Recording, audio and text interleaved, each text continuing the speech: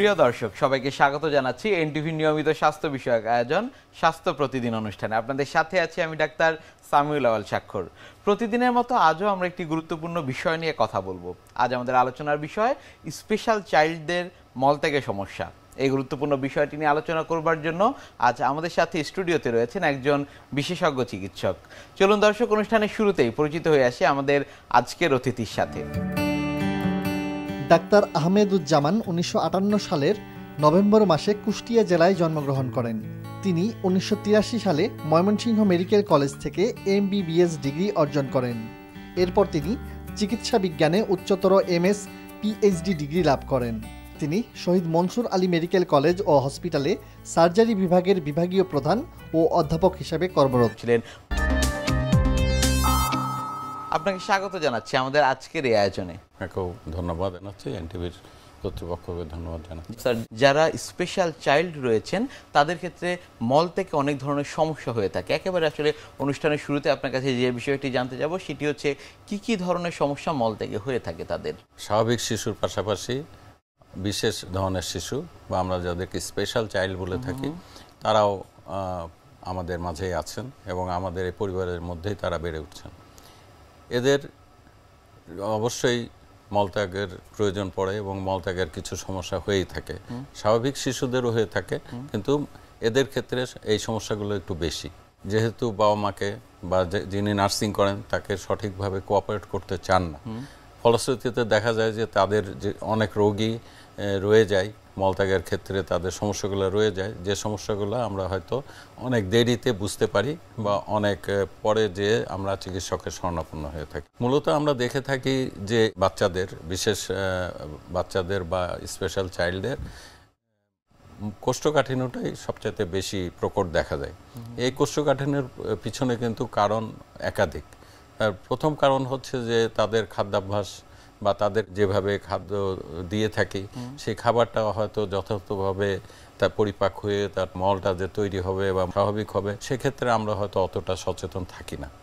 দ্বিতীয়ত হচ্ছে যে এই শক্ত যখন হয়ে যায়, অর্থাৎ কোষ্ঠ যখন কঠিন হয়ে যায়, তখন হয়তো সে দুই একবার অনেক চেষ্টা করে তার মলত্যাগ করার ফলে সে মলত্যাগের প্রতি অনীহা তার এসে যায় এবং সে দেখা যায় যে দীর্ঘদিন যাবৎ মলটাকে আটকিয়ে রাখে তার মলদ্বারের ভিতরে, বা সে টয়লেটে নিয়মিত যেতেও চায় না বা ভয় পায়। এমনিতেই বাচ্চারা যখন তাদের টয়লেটটা শক্ত হয়ে যায় তখন তারা টয়লেট করাটা থেকে বিরত থাকে, আর এই বিশেষ শিশুগুলা অতি অবশ্যই তখন দেখা যায় যে সে বিকল্প পদ্ধতি গ্রহণ করে, অর্থাৎ সে মল ত্যাগ করে না এবং এই মলটা দীর্ঘদিন যাবৎ কঠিন হয়ে থাকার ফলে দেখা যায় যে মলদ্বারে অন্য অনেক সমস্যা হচ্ছে, এমনকি তার পেটে ব্যথা হয়। এই সমস্ত কারণেই তাদেরকে অতি অবশ্যই প্রতিদিন তারা মল ত্যাগ করছে কিনা বা অ্যাটলিস্ট সপ্তাহে 3 দিন মল ত্যাগ করছে কিনা, কারণ আমরা জানি যে কোষ্ঠকাঠিন্য তখনই বলবো আমরা বা কনস্টিপেশন তখনই বলবো যখন সপ্তাহে 3 দিনের কম মলত্যাগ করা হয়। সুতরাং যদি দেখা যায় যে সে 3 দিন বা 4 দিন বা 5 দিন পর্যন্ত তার মলত্যাগ করছে না, তখন অতি অবশ্যই চিকিৎসকের শরণাপন্ন হয়ে এই ব্যাপারে পরামর্শ নেওয়া উচিত।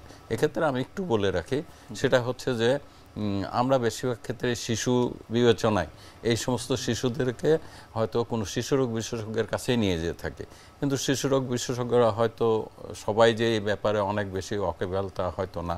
তারা হয়তো এই ব্যাপারে ওনার কাছে এই শিশুকে নিয়ে গেলে হয়তো প্রথমে একটা মল নরমকারক কোনো ওষুধ দিয়ে থাকেন, সেটা সিরাপ হইতে পারে বা কোনো একটু বড় বাচ্চাদের ক্ষেত্রে ট্যাবলেট হতে পারে, কিন্তু এইটাই কিন্তু তার সমস্যার সমাধান হয় না। সেজন্য আমি সবার কাছে অনুরোধ রাখবো, যাদের এই ধরনের শিশু আছে এবং যাদের শিশুদের এই ধরনের সমস্যা আছে, অতি অবশ্যই একজন অন্ত্র এবং মলদ্বার বিশেষজ্ঞ আমরা যাকে কলোরেক্টাল সার্জন বলে থাকি বা প্রক্টোলজিতে যারা কাজ করেন তাদের শরণাপন্ন হওয়া, তারা হয়তো এই বিষয়টাই সঠিকভাবে তাদেরকে উপদেশ দিতে পারবে বা সঠিক চিকিৎসাটা দিয়ে থাকবে। এই সমস্যা কি জন্মের পর থেকে হয়ে থাকে নাকি একটি নির্দিষ্ট বয়স অতিবাহিত হবার পর?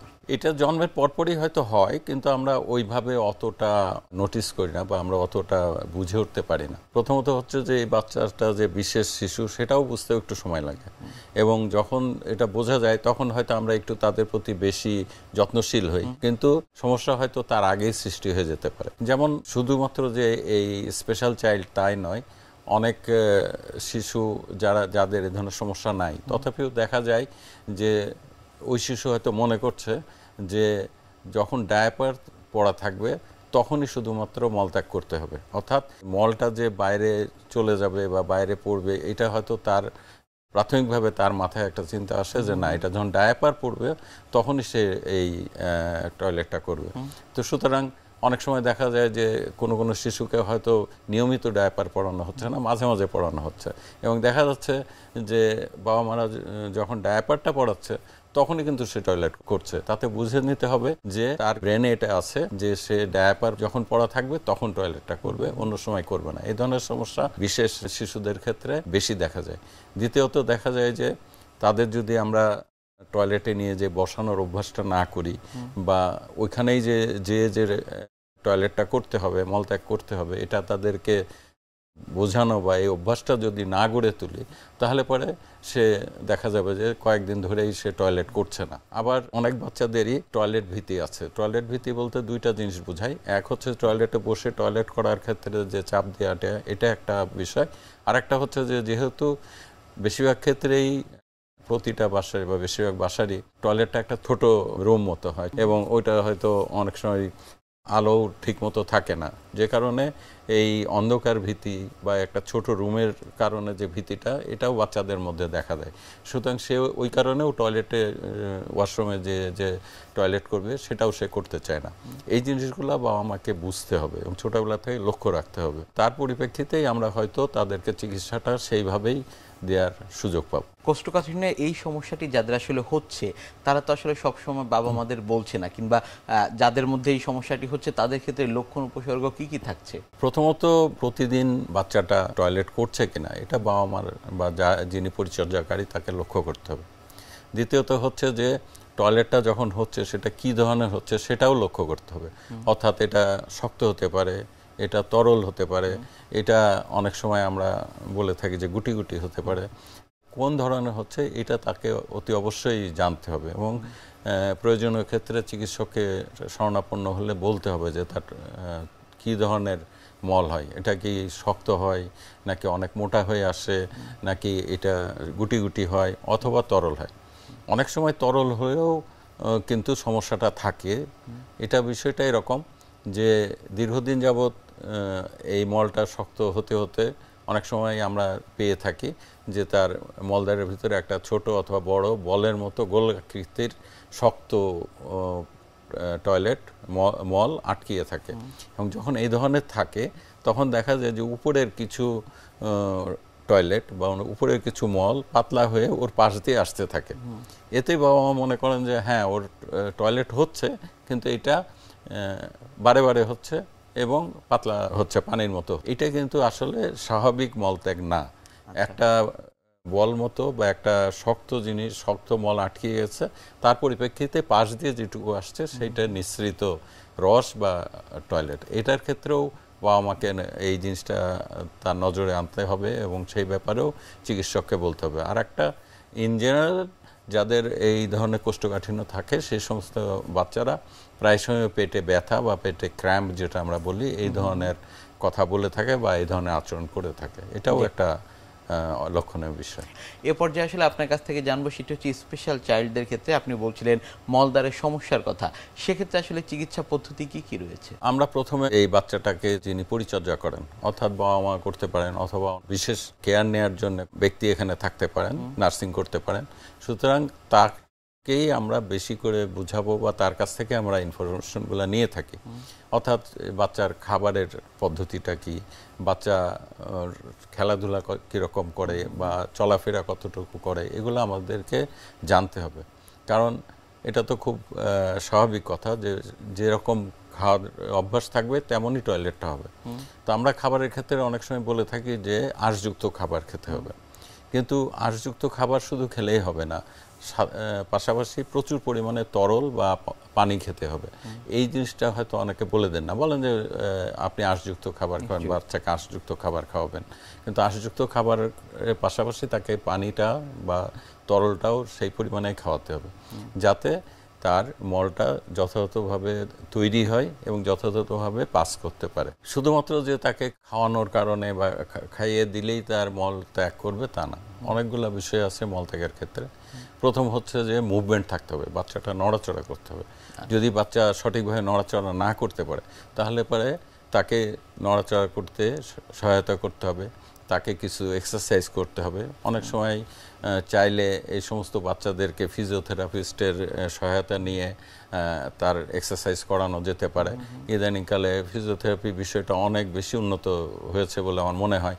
অনেকে বলেন যে ভিসারাল ফিজিওথেরাপি বলেও একটা টার্ম আমি কয়েকদিন শুনলাম বা আমি পড়েছি, অনেকটাই ডেভেলপড, অনেক ডেভেলপড। এবং যে সমস্ত স্পেশাল স্কুল আছে বা নার্সিং সেন্টার আছে এই বিশেষ শিশুদের জন্য, সেখানে হয়তো অনেকে এই বিষয়টা জানেন। তারপরেও চিকিৎসকের কাছে আসলে বা আমাদের কাছে আসলে আমরা প্রথমত তার এই খাদ্যাভ্যাসটা এবং তার মুভমেন্টের ব্যাপারে জেনে নেই বা বুঝে নেই।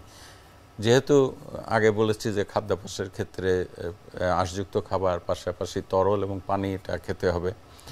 এরপরে আমরা যদি বলি মুভমেন্টের ক্ষেত্রে, তার মুভমেন্টটা সে কতটা চলাচল করে, কারণ আমরা জানি যে গ্র্যাভিটেশনের একটা বিষয় আছে। যদি সে সোজা হয়ে হাঁটাচলা করে বা দৌড়াদৌড়ি করে তাহলে পরে তার এই মলত্যাগ করার অনুভূতিটা আসবে বা মলত্যাগ করতে সে করবে নিয়মিত। আরও একটা বিষয় হয় যে সে হয়তো ঠিকমতো প্রেসার দিতে পারে না বা দিতে ভয় পায়, অথবা সে তার প্রেসার তৈরি হয় না।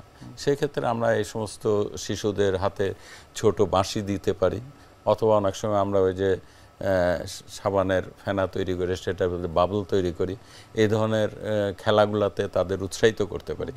যখন সে বারবার বাঁশি বাজাবে তাহলে তার তলপেটে বা তার ইন্টেস্টিনে একটা প্রেশার আসবে, সেই প্রেশারটা আসলে তখন তার মলটা যথাযথভাবে পাস করার একটা সুবিধা পাবে। অথবা ওই যে বাবল তৈরি করতে গেলেও তার প্রেশার আসবে।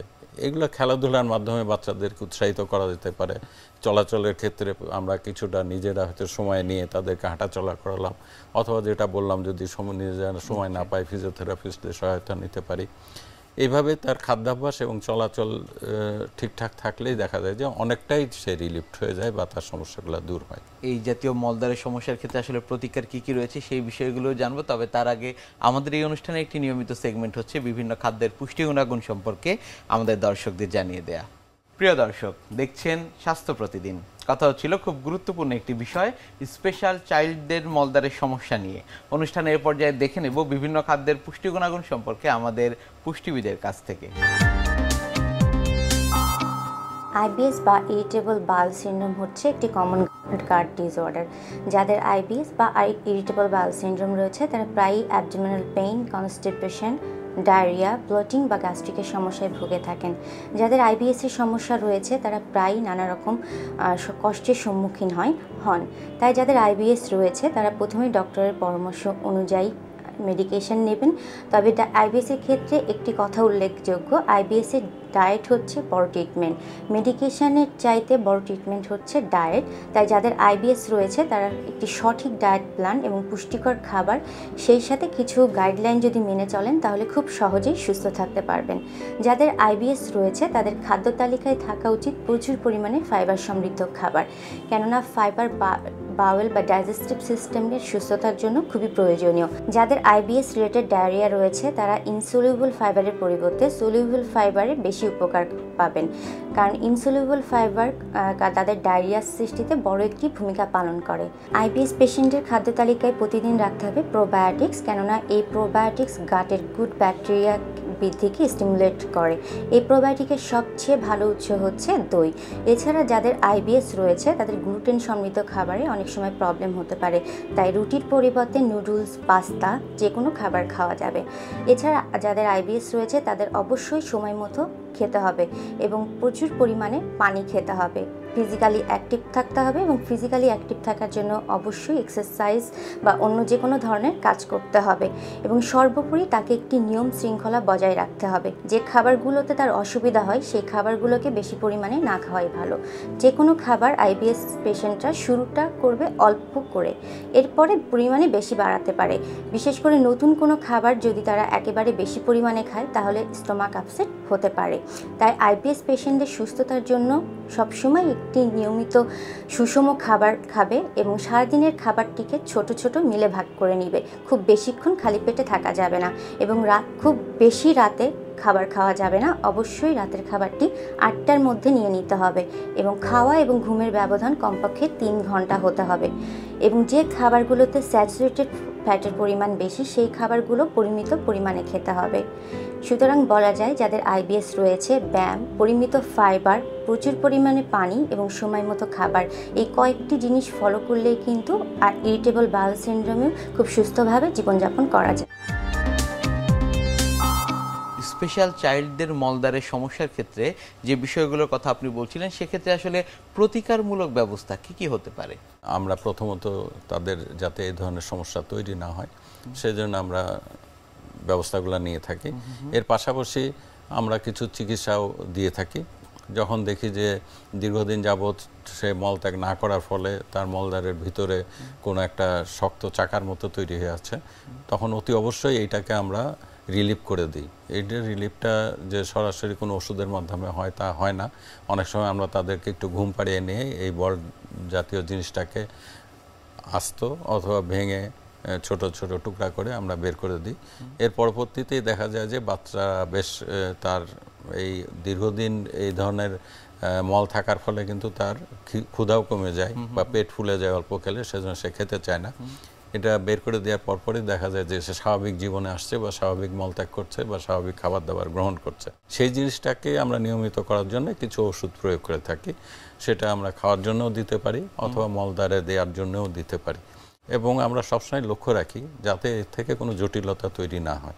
যেমন এই ধরনের শক্ত মলত্যাগ করতে গেলে সেই আবার আসতে পারে আমরা যে অ্যানাল ফিসার তৈরি হতে পারে বা সেখানে আরও কোনো ক্ষত তৈরি হতে পারে, সেগুলোর জন্য আমরা তার প্রতিরোধমূলক বা প্রতিষেধক কোনো ওষুধ প্রয়োগ করে থাকি এবং বাচ্চাদেরকে প্রতি অতিরিক্ত সতর্ক থাকার ব্যাপারে তাদের যারা নার্সিং করেন বা বাবা মাকে আমরা সতর্ক করি বা উপদেশ দিয়ে থাকি যাতে তার থেকে সে সমস্যা থেকে উত্তরণ পায় এবং সুস্থ জীবনযাপন করতে পারে।